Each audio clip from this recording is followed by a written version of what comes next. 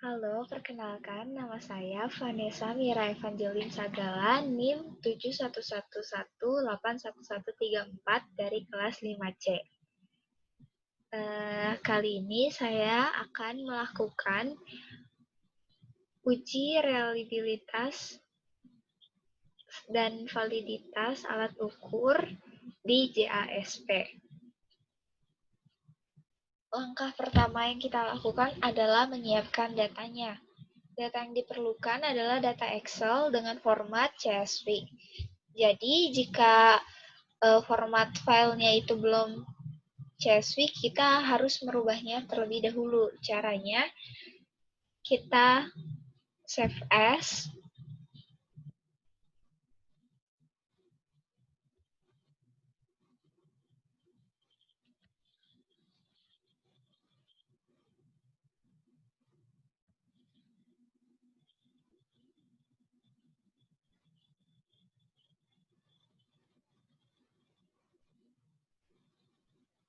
lalu kita pilih format yang kita mau, yaitu CSV di Save as Type.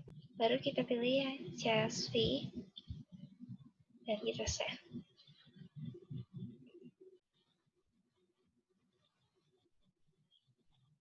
Nah, jika sudah, kita kembali ke aplikasi JASP-nya. Sekarang, kita akan buka file yang sudah kita ubah tadi. Klik open.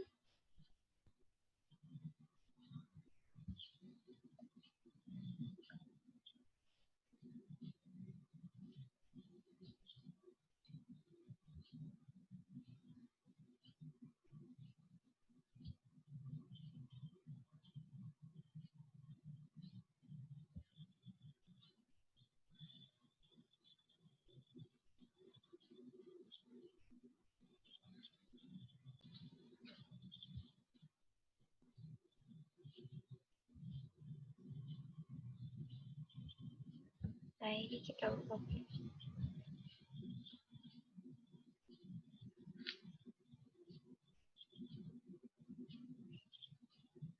Kita tunggu sebentar sampai datanya keluar.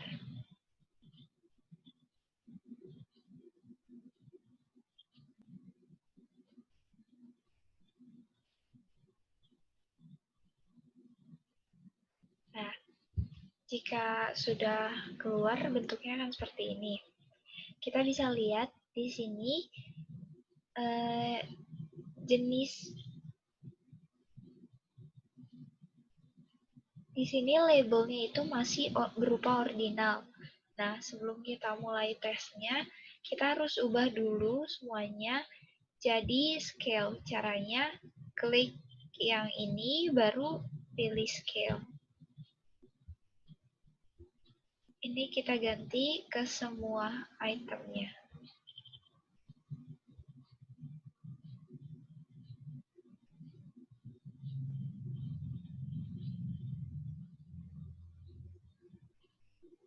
Setelah itu, setelah sama semua, kita akan mulai tes yang pertama, yaitu tes reliability. Caranya, kita klik reliability, baru kita pilih yang klasikal. Kita klik single test reliability analysis.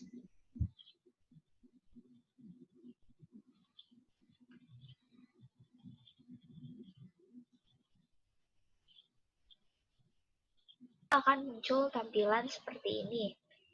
Yang sebelah kiri sini, ini adalah datanya. Baru yang sini adalah lembar kerja atau tempat kita nanti mengolah data. Dan di paling kanan sini adalah tempat outputnya akan keluar. Sekarang yang kita lakukan adalah kita memindahkan semua ini yang ada angkanya ke sebelah sini.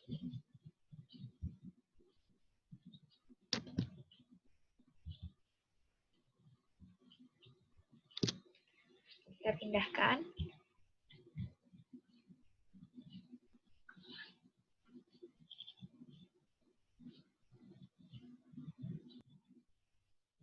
Nah, outputnya sudah keluar. Bisa kita lihat di sini masih menggunakan McDonald's Omega.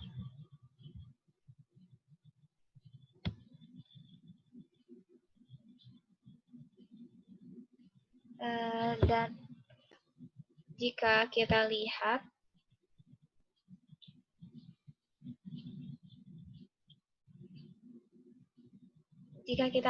pada data awal yang tadi, di sini pilihannya ada lebih dari 2.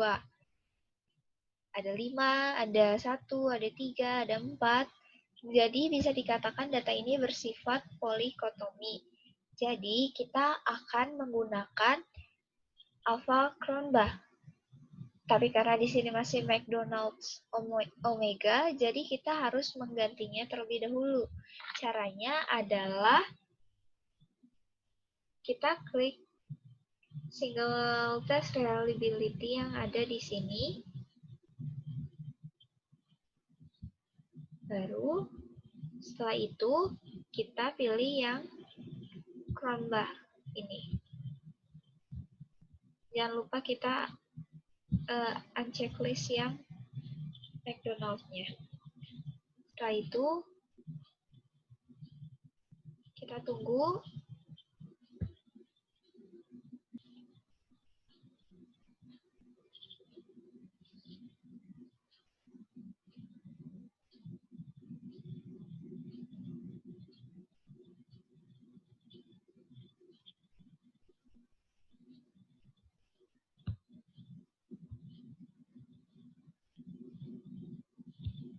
Kita fokus pada point estimate-nya, yaitu 0,763.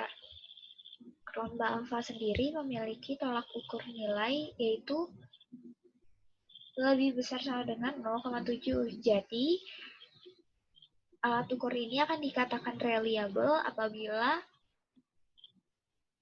memenuhi atau lebih dari 0,7. Dan ini ternyata 0,763 berarti ini melebihi tolak ukurnya tadi. Langkah selanjutnya adalah kita akan mengecek per itemnya. Kita akan mengira-ngira kira-kira item mana yang akan berpotensi jelek atau memiliki koefisien yang kecil. Nah, bagaimana caranya? Langkah pertama adalah kita kembali ke bagian sini, tepatnya di individual item statistik ini. Kita pilih yang Cronbach alpha, juga item race correlation.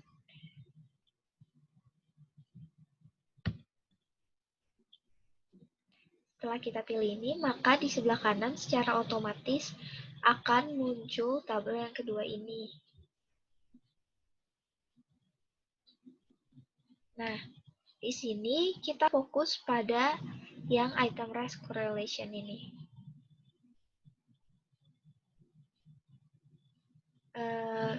Jika tadi Cronbach alpha memiliki tolak ukurnya lebih besar sama dengan 0,7, pada item race correlation ini tolak ukurnya adalah 0,4.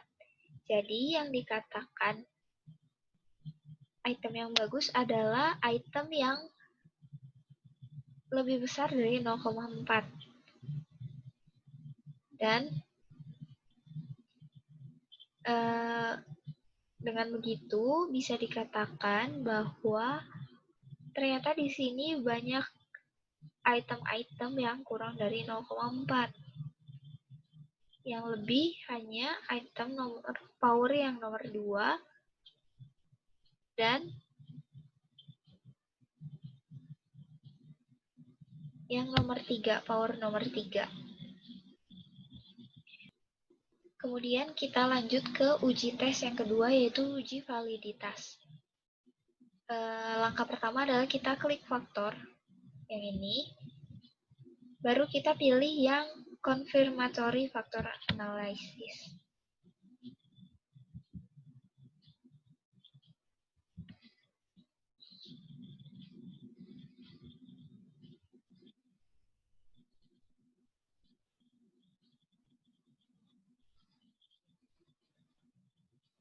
Di sini muncul lagi lembar data, baru lembar kerja, dan masih sama ya, kayak tadi outputnya di sebelah sini. Nah, kita akan membagi menjadi 3 faktor. 3 faktor karena di sini kebetulan ada 3 jenis ya. Jadi kita akan membaginya menjadi 3 jenis faktor. Kita tulis faktor yang pertamanya. Achievement. Baru untuk menambah faktor kedua, kita klik yang plus di sini. Lalu kita ketik lagi yang kedua, yaitu power. Baru tambah lagi dan klik yang ketiga. Untuk yang ketiga, oke. Setelah kita buat seperti ini, kita akan memasukkan item-item tadi ke sebelah kanan sesuai dengan jenisnya masing-masing. Berarti kita akan masukkan achievement ke atas. Selanjutnya power ke tengah. Dan yang terakhir yang affiliation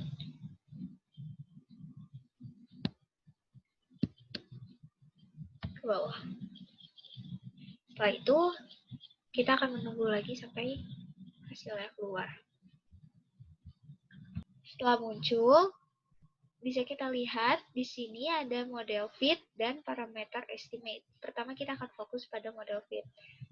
Model fit ini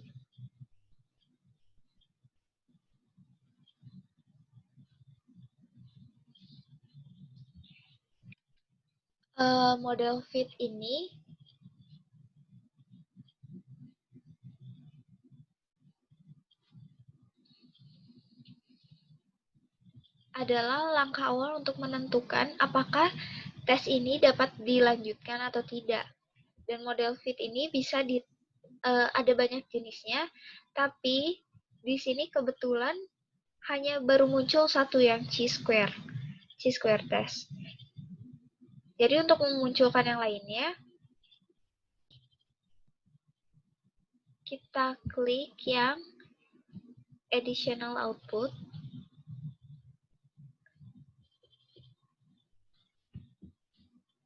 Kita klik yang ini, dua-duanya, additional fit measure sama R-square.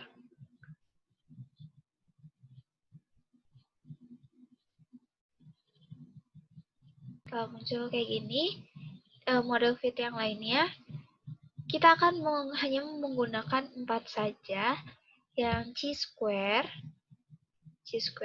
baru CFI, kemudian RMSCA, dan GFI. Idealnya, untuk lanjut ke tahap selanjutnya, model fit ini harus terpenuhi 2. Dari 4 tadi terpenuhi 2. Kita cek satu-satu. Yang pertama yang chi-square. Yang chi-square kita lihat ini nilainya adalah 0,001. Padahal chi-square memiliki tolak ukur lebih dari 0,05. Jadi chi-square yang chi-square tidak memenuhi. Kemudian lanjut ke yang CFI.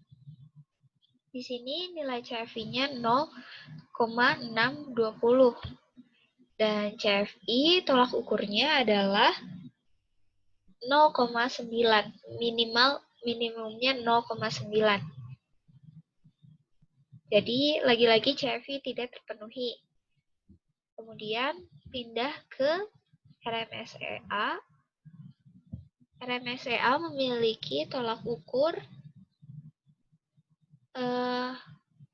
harus kurang dari 0,05. Dan kita bisa lihat di sini nilainya adalah 0,083. Berarti dia memenuhi lagi.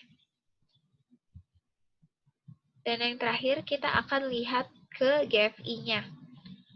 GFI-nya memiliki tolak ukur lebih dari 0,9. Dan di sini GFI-nya adalah 0,801. Jadi, keempat model fit tadi tidak terpenuhi. Kemudian kita akan cek parameter estimate-nya atau faktor loading-nya. Lihat estimate yang sudah terstandarisasi, tapi di sini belum ada. Jadi untuk memunculkannya, kita kembali lagi ke lembar kerja. Dan kita kali ini klik yang Advanced. Kemudian kita pilih yang All, yang di standardization yang All. Diklik tadi barulah akan muncul yang sudah terstandarisasi. Yang ini. Tolak ukurnya adalah minimum 0,5. Dan jadi bisa diartikan yang di bawah 0,5 berarti itu tidak memenuhi. Ternyata yang poinnya lebih dari 0,5 hanya ada beberapa. Yang achievement yang nomor 2, 4, 5, 6, dan 8. Kemudian yang power ada di nomor 2, 3, 4,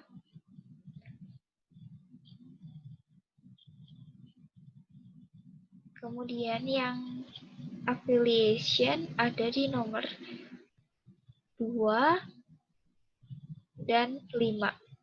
Dapat disimpulkan setelah kita uji reliabilitas dan validitasnya, alat ukur ini belum reliable, sekalipun tadi poin estimate-nya melebihi 0,7, karena setelah kita cek per itemnya, masih banyak sekali item-item yang memiliki poin di bawah 0,4. Jadi, alat ukur ini belum reliable. Kemudian, alat ukur ini juga belum valid. Alat ukur ini tidak memenuhi keempat model fit. Jadi, alat ukur ini mungkin harus direvisi kembali. Dengan kata lain, tidak dapat dipakai langsung. Sekian video kali ini. Mohon maaf apabila terjadi kesalahan. Terima kasih.